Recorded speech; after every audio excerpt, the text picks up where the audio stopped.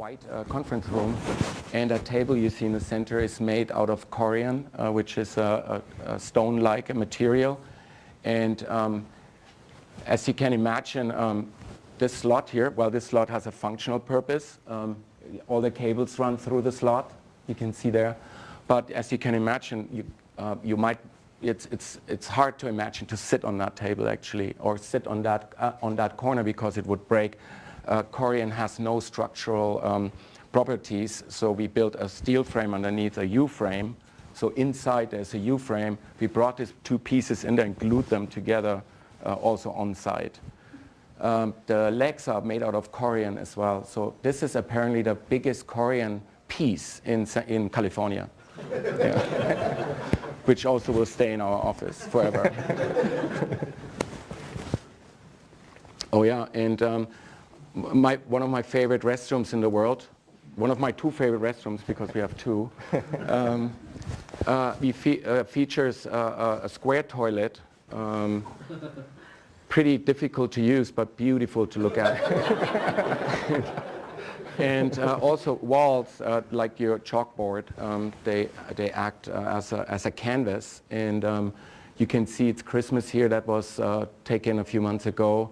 And when you go inside, basically chalks are up here, and then you just start leaving notes. We went through a process, through 2 years process, to find out how to be expressive in one sense, but also not to insult anyone on the other end. Because imagine you go into a restroom, you have chalk, and nobody sees you, can leave a mark. You can, use different writing, and just we had to learn how to do that. Not every office can just do that. There were some problems. We had some issues, which you can easily wipe out. But we had some issues, and then it took us like 2 years to create this very humorous. Creative environment, and I haven't seen any restroom like that before. And yeah, we have 2 of them. If you ever want to come and visit us, you can leave a mark. Oh, one more note. All the other walls you have seen in the previous slide, they're all rewritable. They're all called, what are they called? Drywalls. And when I worked at IDEO, I was tasked to come up with the perfect studio. What are the elements of a perfect studio? And one of them was a huge gallery of stuff that we just collected and thought that this might be inspiring for everyone else. So we had this huge gallery. The other one were work tables. They were just like huge benches, kind of. Everybody was sitting across, next to each other and across of each other. And then the third one was we had this huge wall where we could just leave notes. And that was perfect because a table in front of it allowed you to sit and create the best brainstorms ever. So you had this forum for, it's just crazy forum for any idea, because you could just put any idea down and then take them off as fast as you put them down. And so this wall was ever changing, and we adapted that for InCase. So all of our walls on that floor, they're all rewritable drywall marker walls, and they're constantly changing, which is great. Sorry, Joe. This brings us to what we do, the products that we make.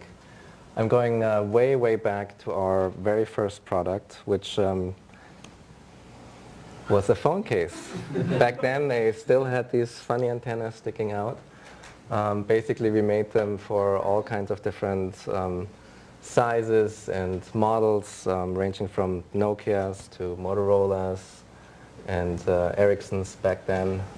What year was this, Joe? This was in '97, so just at the very beginning when mobile phones or cell phones became popular.